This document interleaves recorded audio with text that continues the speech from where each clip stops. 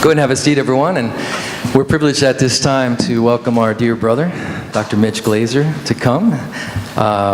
Is this your lovely wife? Very nice to meet you. And it's an honor to have Mitch back. You can come on up now, Mitch. Dr. Glaser is, he's a dear friend he's been a long-term friend of Raphael's, a dear friend of ours here at Zarephath Christian Church. He is the president of Chosen People Ministries. So wonderful to see the work that God is doing in and through the Chosen People Ministries, in spite of Mitch. I'm sorry about that. Become a good friend. I have visited their centers in Manhattan and Brooklyn, and of course they're around the world bringing the good news of Messiah, and we are so grateful for that. And so this is our second year in a row that Dr. Mitch Glaser is with us, and this is going to be a beautiful time. We pray that the Lord will open our eyes and our hearts to deeper truths of what is expressed through the Passover and through the Seder meal, and awaken us to just greater truths of the grace and mercy and love of God. And also a reminder that Dr. Glaser will be with us here for all of our services tomorrow, 7:30, 9:30, and 11:30. And we hope that you will come out to share with us in the glorious celebration of the resurrection of Jesus Christ. 7:30?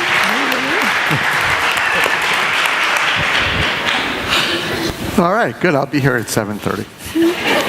Will you be here at 7:30? All right, Rob and I can have a great time. Well, shalom. Happy Passover. Happy Passover. We're still in the middle. We still have a little bit of time to go. And those of you who are Jewish understand that this is really getting rough, because all we eat is this, matzah, unleavened bread.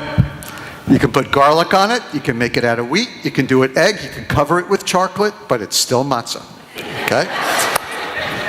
So, I don't even know if I love Dunkin' Donuts, but I can't go buy one today without wanting to go in. I don't know, is that the way it works, And so how many of you have ever been to a real live, genuine, old-fashioned Jewish Passover with a big meal and, takes about 5-6 hours, Okay, some of you, okay.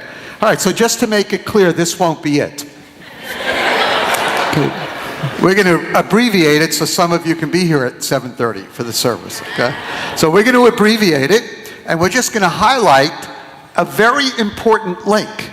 And it's interesting, as I speak around and get to know a lot of believers all over the globe, it's amazing. Jewish people do not know that communion came from a Passover. They think it's a Christian tradition. And then Christians do not know that communion came from a Passover and that it's a Jewish tradition. When in fact, it's one of the most powerful links between the Old Testament, or what we call the Tanakh, and the New Testament. And it's one of the greatest links between those who are believers in Jesus and those who are Jewish and may not believe in Jesus. And so there's a powerful continuity. And so tonight, I want you to think in terms of all the wonderful things that Jews and Christians have in common. Now, I have to say that a lot of people ask me, well, Mitch, are you a Christian now that you believe in Jesus? That depends on who's asking, okay? And so my mother always taught me, in growing up in Queens, New York, if somebody said, are you Jewish? Don't just say yes. Ask them why they want to know, Because even in New York, the next thing coming may not be good. And so, but I am a Messianic Jew, and the reason I call myself a Messianic Jew, and if you want to call me a Christian, it means little Christ follower, and that's fine with me. But what we like to do as Jewish believers in Jesus is stress the continuity. Stress the fact that when you become a follower of Yeshua and you're Jewish, that you do not stop being Jewish. And there's no time of the year that I feel the continuity more beautiful and more wonderful than during Passover. So I hope to share that with you tonight, and I hope that you'll sense it as well. And so we're going to do the Passover. We're going to base it in Luke chapter 22, because Luke, who is allegedly the only Gentile gospel writer, you've heard that, right? Of course, he was a doctor, so I don't know what the truth is, but anyway. But Luke actually gives us a wonderful little portion of the Haggadah in chapter 22. And Jewish people follow the Haggadah. Hebrew word means the telling. And we read through the Haggadah, which takes us through the deliverance from Egypt and being set free to go to the promised land. And we'll go over some of that tonight. But it was amazing to me when I first began reading the New Testament as a 19-year-old, or actually 18-year-old. And I kept waiting to see where Jesus celebrated Christmas, you know. What did I know? And I kept waiting to see, in fact, he celebrated Hanukkah, but that's another holiday. But then when I began reading through the Gospels, and I saw that Jesus, Yeshua, sat down with his Jewish disciples to celebrate Passover, I said, wow. That's something I never expected, because Jesus doesn't look Jewish in his pictures. Have you noticed that? And so it really made me feel at home. So we like to think in terms of being Jewish, following Yeshua, and not leaving our Jewish identity behind, because I don't think that's something that God would be happy with, since he's the one who gave it to us in the first place. So, all right, now, tonight's going to be really fantastic. Because you're going to get to participate in all of the elements. And so we're about to do the miraculous. We're going to ask you, row by row, to come up and get your plate and your juice. And Raphael will guide you. The ushers will ush them. Okay. Fantastic. I now turn the logistics over to Randy and Raphael. Let's hear it.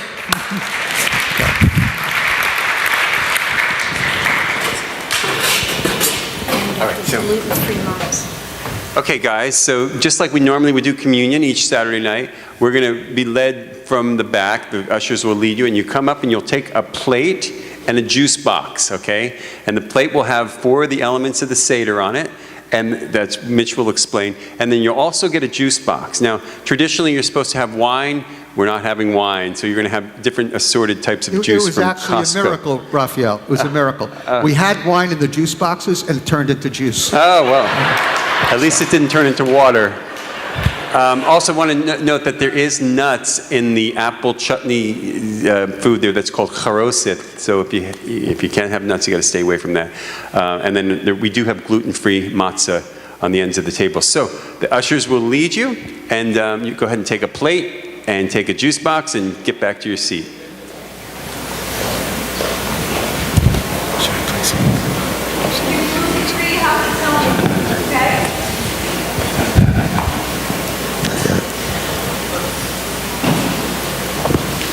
All right, as you're getting your Passover little plates and juice boxes, how many of you have seen that painting by Da Vinci of the Last Supper? All right, all of you, great. So I know that this is a sophisticated group at Somerset County. I know that there's a lot of art historians and artists here. So just have that picture in your mind's eye for a moment and tell me, what was Jesus and the disciples eating for dinner? Just call it out. Real loud. Ham? Who said that? That was inappropriate. Okay. Unleavened bread. Wasn't ham, wasn't lamb, wasn't unleavened bread. What was it? Fish. Oh, boy, I knew you'd get it. Do you know why it was fish? It's easy, because Da Vinci felt Jesus and the disciples were good Catholics, and ate fish on Friday night. The ichthus came later. But actually, you can actually see the little creatures sitting on the plate there. Now, you also notice those big fluffy loaves of white bread? You notice those? Yeah. Jewish people do not eat fluffy loaves of white bread. So we eat matzah, unleavened, bland, cardboard-like matzah. And we eat this for 8 days. It's actually called the bread of affliction, but not because you have to eat it. It's because God said we'd have to leave Egypt so quickly we wouldn't have time for our bread to rise. And to commemorate that haste in leaving Egypt, we eat the matzah. So the bottom line is, Da Vinci was a great artist, but Da Vinci also forgot something. He forgot that the gospel grew in Jewish soil, and that Jesus was the Jewish Messiah for all. And so hopefully by the time we get through with this, you will understand a little bit more about your Jewish heritage in the Messiah. And if you're Jewish, you'll understand more about how the Messiah fits in with your Jewish heritage. It's all fair.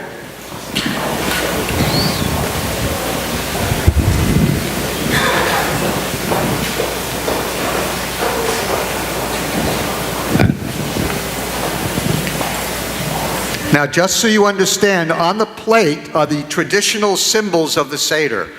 All right, this is not a snack. It's not appetizers. All right? These are just the symbols. And as we weave ourselves through the story of redemption, we take of the symbols so that the rabbis' wishes could be fulfilled, where they wanted us to feel as if we were in Egypt, we were enslaved, we were redeemed, we tasted of the freedom and sweetness of redemption. And so I'll explain each of these items on your plate, although I do notice it's a little light on horseradish, and I want to apologize for that.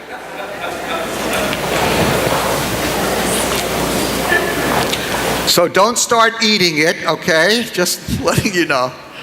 And until I tell you what the symbol means. And for those of you who are Passover aficionados, you will also notice that, and this was brilliant preparation, that the parsley is pre-dipped in salt water.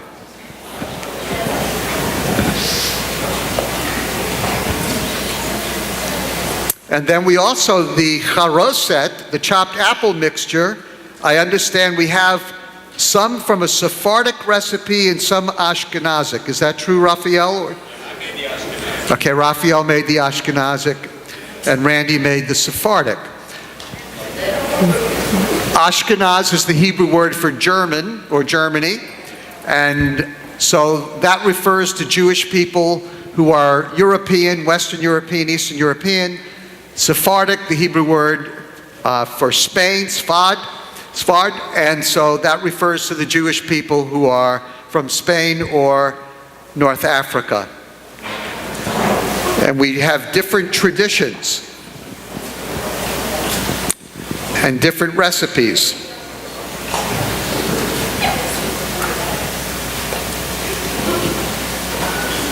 In fact, some Sephardic Jewish people will eat lamb for Passover. As an Ashkenazic Jew, I've never heard of that before. We don't.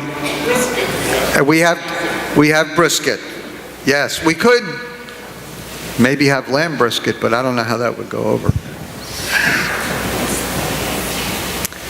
And I do apologize again that we don't have some of the other traditional Passover symbols like gefilte fish, which I know you're missing already. Never ask what they put in gefilte fish or what they put in sausage, okay? Then I know that some of you are also missing the chopped liver. And I apologize for that. But you know, this is New Jersey. You can go to any diner and get matzo ball soup and chopped liver, so it's on the salad bar half the time. So.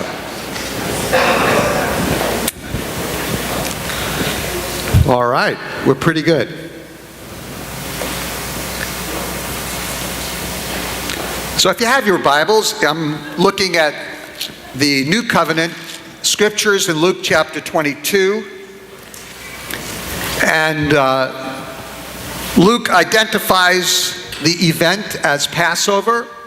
He says, now the Feast of Unleavened Bread, which is called Passover, verse 1, was approaching. And this was the point when the chief priests and scribes were beginning to think about putting Jesus to death. And so then if you look down, beginning at verse 7 through 13, I'll summarize for you. This is where Jesus, or Yeshua, asks his two disciples, Peter and John, to go into the old city of Jerusalem and to find an upper room where they would prepare the Passover. And then he uses the word prepare over and over and over again. Now, you would think that that meant Peter and John, go to ShopRite, get the stuff, make the food, and get everything ready. But not quite. Actually, to prepare, even in the Greek, is a word that is closer to make it kosher in concept. And so the idea was to make the room ready or prepare it for Passover. How do you prepare someplace for Passover? It's very simple. You don't just do the shopping. You get rid of all the leaven.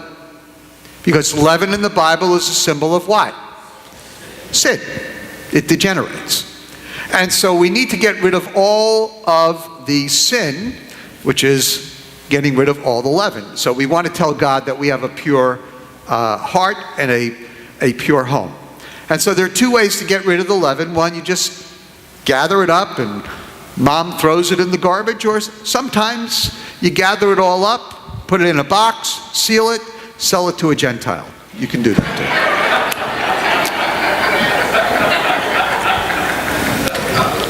too. And then where I live in the Holy Land, Brooklyn, where we have the largest, most kosher supermarket in the entire United States, a lot of the more religious men will take a piece of leaven, which they gather with a spoon and a feather so as not to touch it, okay? They will go down to the parking lot, little parking lot of this large kosher grocery store, and they'll build a big fire in the trash bins. This is urban Passover, okay? They'll build a big fire, and then the men will all throw their leaven and their everything in there. And so the whole neighborhood smells like they're baking matzah or baking bread. And but they're not. We're just cleansing the leaven as through fire. And so there must be purity before there can be worship. That's the principle. Now, the leader of the Seder that night, Dad or Grandpa, I will need my wife's assistance, Sahava. Thank you. The leader of the Seder wears a ceremonial robe called a kittel.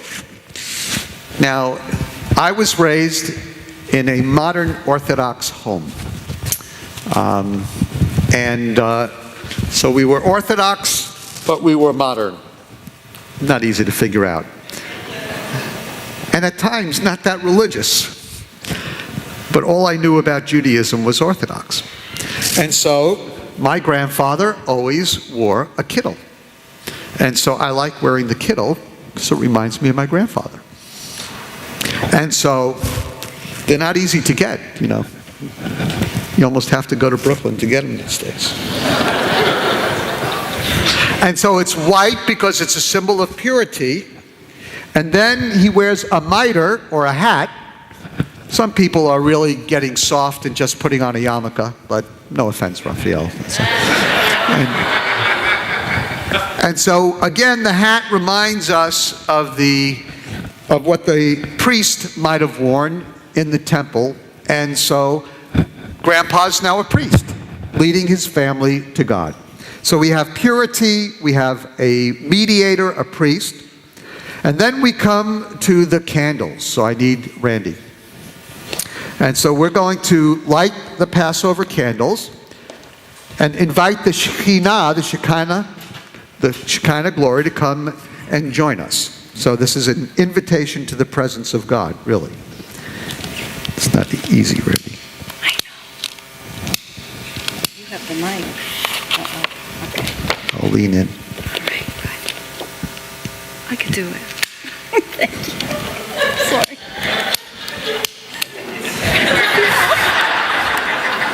Could you do? Oh, for goodness sakes. You couldn't give me an easy one. They're all hard. Okay. I'll read and you like. Baruch atah Adonai Eloheinu melech haolam asher kidishanu b'mitzvotav v'tzivanu lehadlik ner shel Pesach. Amen. Let me translate it. Blessed art thou, O Lord our God, King of the universe, who sanctified us by his commandments and commanded us to light the lights of Passover. Okay, thank you.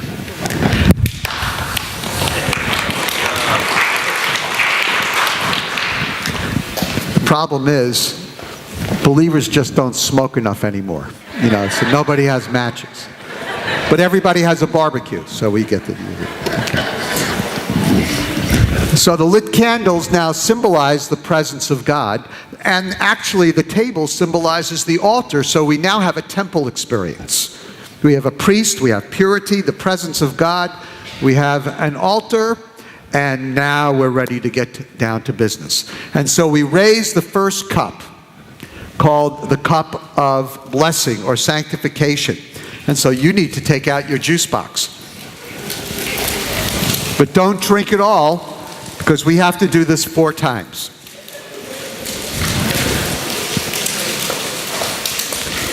And I'm going to chant the traditional prayer.